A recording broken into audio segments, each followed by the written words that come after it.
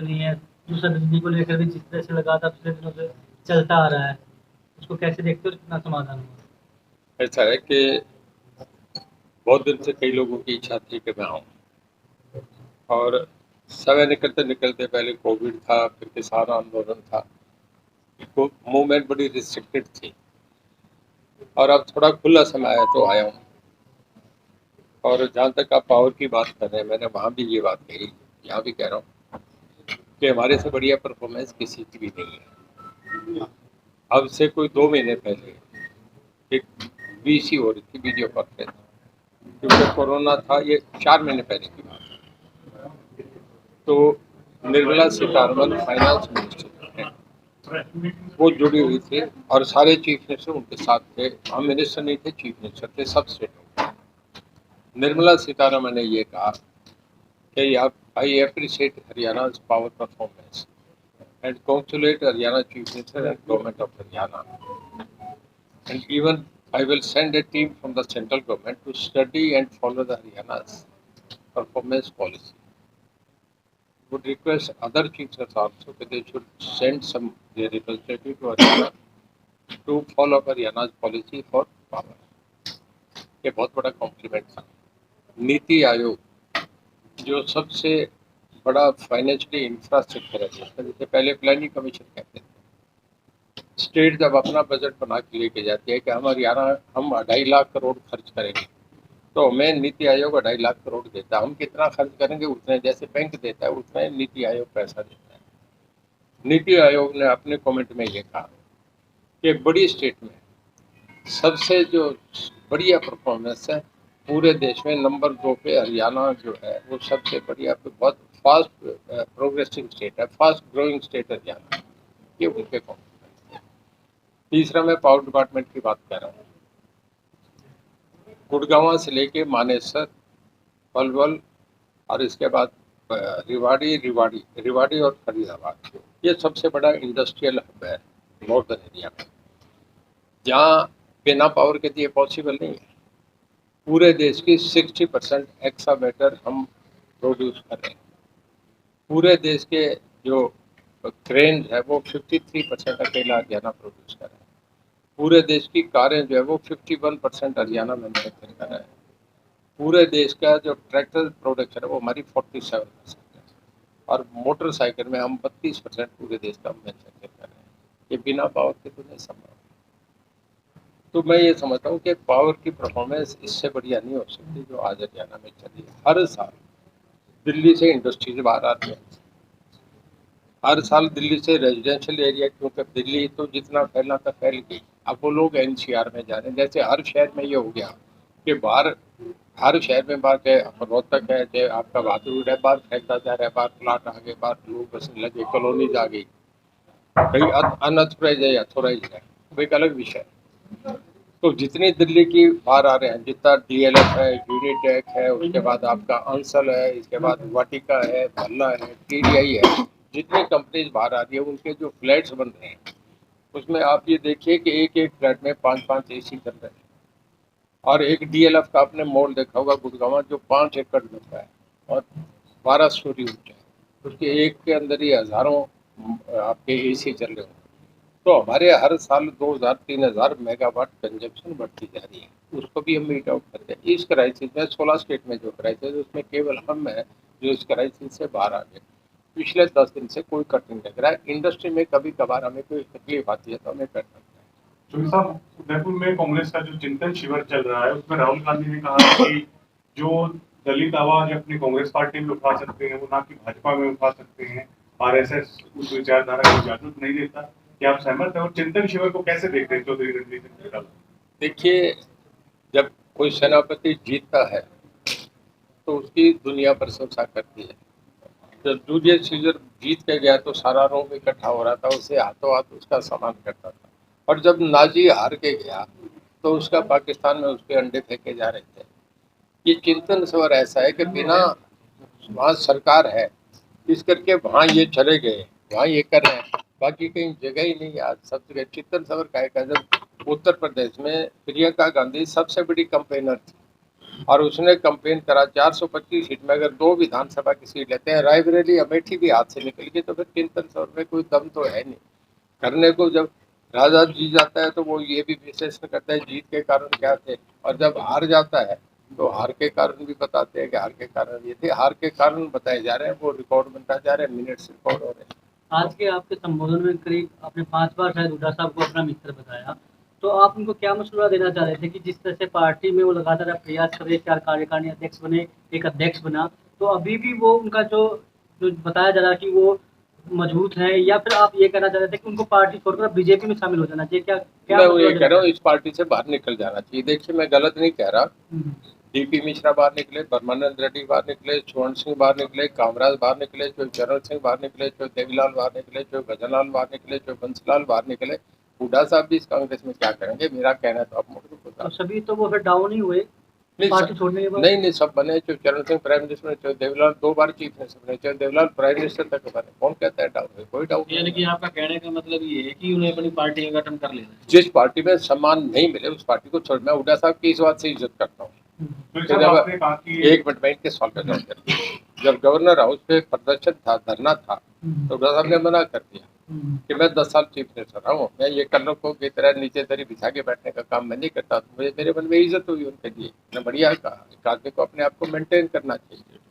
पर उन्हें जो देना था ना, उन्हें 10 साल पहले देते तो हुड्डा साहब को फायदा था। आज जब दिया, जब सारा कुछ लुट गया, तब हुड्डा साहब को दे रहे हैं, तो उसका फायदा नहीं। नहीं, अभी भी वजूद तो आप मानते हो हुड्डा साहब का, जिस तरह से आपने ये गीता बुक्कल भी उनके नाम पे जीतती है, खरखोदा के विधायक इनका या कुछ कोई- है ही नहीं, इनका तो कुछ है ही नहीं। कोई थोड़ा बहुत केवल कुछ हुड्डा है तो साहब हुड्डा साहब का है। हुड्डा साहब कहीं घूम ले, उनके नाम की कहीं है, बाकी है ही। छोटा सा ना अभी बिजली संकट पर जैसे सोनिया गांधी के नाम की कांग्रेस है, सोनिया गांधी हट जाए कांग्रेस के, कल ही कपड़े गिर जाएंगे ऊपर। तो वो सोनिया गांधी को कोई हम कामयाब थोड़ा ही कहेंगे। सोनिया गांधी की हालत हुड्डा साहब की है। हुड्डा साहब लेके घूमने पे सत्ता नहीं है, छोटा पर सा जो कुछ है वो ऐसी सोनिया गांधी का है। जो कांग्रेस में सोनिया गांधी है, बाहर सोनिया गांधी कल हटा दो, कांग्रेस खत्म हो जाएगी। आपने नए मीटर की बात कही थी, नए मीटर की बात कही थी, नए मीटर लगाने की क्या योजना है? जो रिचार्ज चल रहे हैं जी, हमारे जो चले बड़ी अच्छी परफॉर्मेंस, ठीक, उसका हमें बढ़िया रिजल्ट आ रहे हैं, और हम इसे आगे प्रमोट करेंगे। दुनिया में सब जगह स्वार्थ लग रहे हैं। नया जमाना है, नई टेक्नोलॉजी आ रही है। अभी पिछले दिनों जो बिजली संकट हुआ था, 12 मीटर लगाए जा रहे हैं, आपने बंद कार्य के जितना यूज हो, जैसे टीवी को बंद कर देते हैं। देखिए, मीटर तो बाहर ही लगेंगे जब जो किसकी है। अब अगर आप किसी को कोई चीज दे रहे हैं तो आप अपनी अपनी तसल्ली, सेटिस्फेक्शन तो करें। घरों में टेम्परिंग होती है, इस करके कहा कि बाहर लगाओ, पोल पे लगाओ, दीवार पे भी नहीं। तो हम अगर सरकार का काम है, सरकार हमारी थोड़ी है, सरकार तो लोगों की संपत्ति है, पब्लिक की इन्वेस्टमेंट है, हमें उसे ईमानदारी से उसे चलाना है। कितने मीटर लगेंगे सर? हरियाणा में 10 लाख मीटर आए हैं, जिसमें 3 लाख से ऊपर लगे। बाकी ये 7 लाख लगने के बाद फिर हम 20 लाख और ऑर्डर करेंगे। इससे चोरी बंद हो जाएगी, है जी, चोरी बंद हो जाएगी। चोरी बंद एकदम बढ़िया। गुजरात की कंपनी से खरीदे गए। ये भारत सरकार देती है, हमें कहाँ से खरीदे ये उनका फैसला, गवर्नमेंट ऑफ इंडिया से नहीं।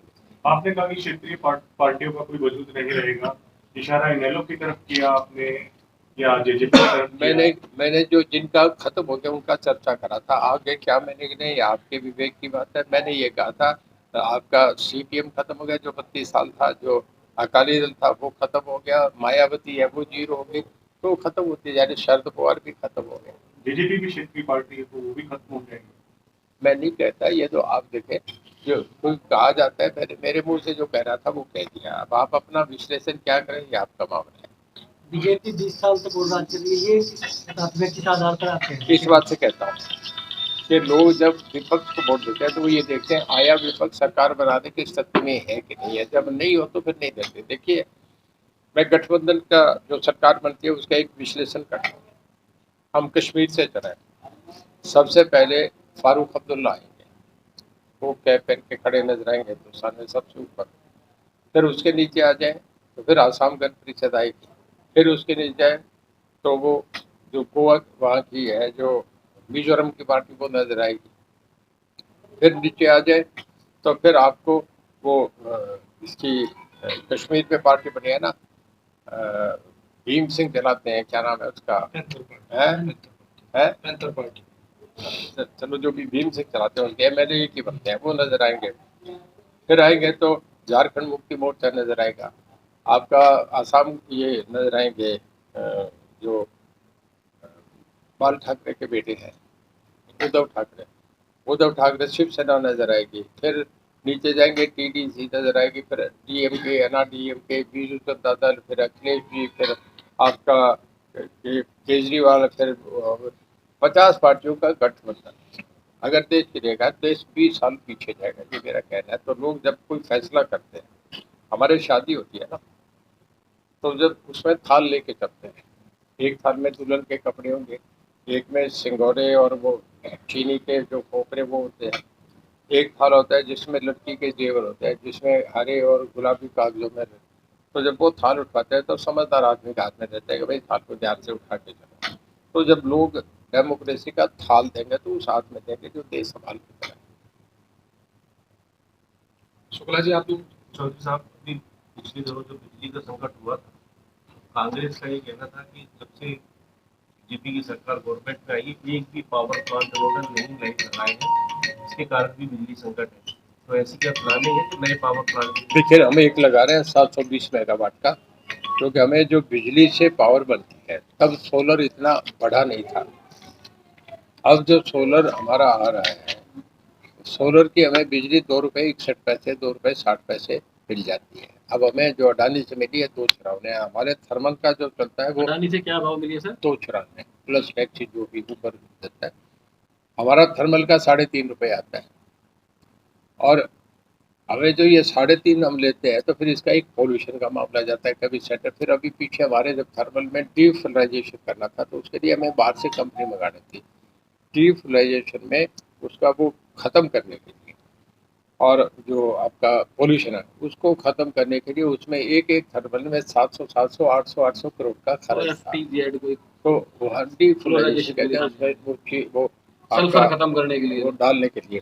तो वो जब करते हैं, चूना वगैरह डाल के करते हैं, तो वो जब करें तो इतना महंगा पड़े। तो फिर हमें सोलर सबसे बढ़िया, जिसका बाद में खर्चा नहीं, पूरे देश में दुनिया में सोलर बढ़ता जा रहा है, तब सोलर का इतना प्रचार नहीं था। अब हम चाह रहे हैं कि सोलर पे शिफ्ट हो, दुनिया का अगला जमाना ही सोलर का बढ़ता जा रहा है। पर हमने क्योंकि अब के जो क्राइसिस देखे, इसमें देखा कि हमें एक थर्मल, क्योंकि कभी भी हमारे जब थर्मल 30 साल 40 साल पुराने हो जाएंगे, तो जैसे आपका फरीदाबाद का बंद हो गया था, तो पानीपत का भी बंद हो जाएगा, 2-3 यूनिट पहले बंद हो गए।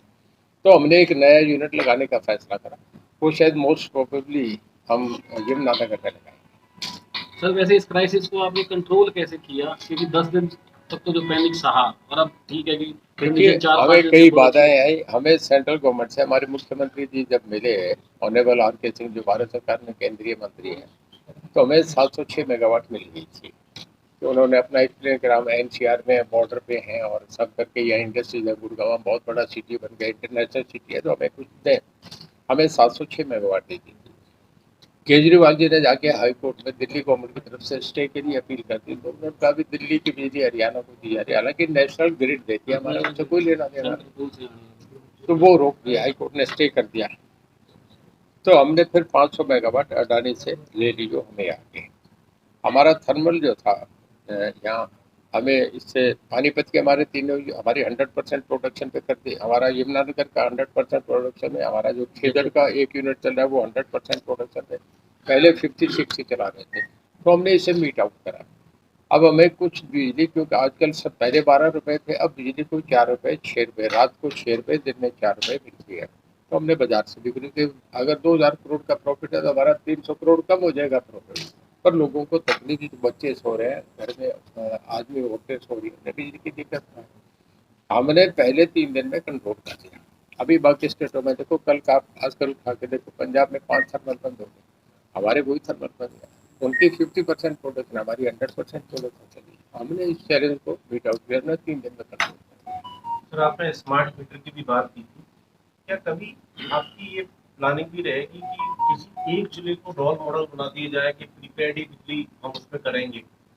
अभी तक होता ही है कि पूरी एक छड़ी घुमाने का काम किया जाता है, लेकिन योजना सक्सेस नहीं होती। कहीं कुछ ऐसी प्लानिंग है कि किसी एक जिले को या एक तहसील को या ब्लॉक लेवल को या आप स्मार्ट प्रीपेड? नहीं, हमने पहले 4 सिटीज में करे, जो आप बात कर रहे हैं वो हमारी समझ में थी। हमने पहले गुड़गांव, फरीदाबाद, करनाल और पंचकुला, 4 उन जिलों में भी पूरी तरीके आप सुने कि हमने 4 स्टेशन चुने, इन्हीं में हम ट्रायल पे लगा रहे हैं।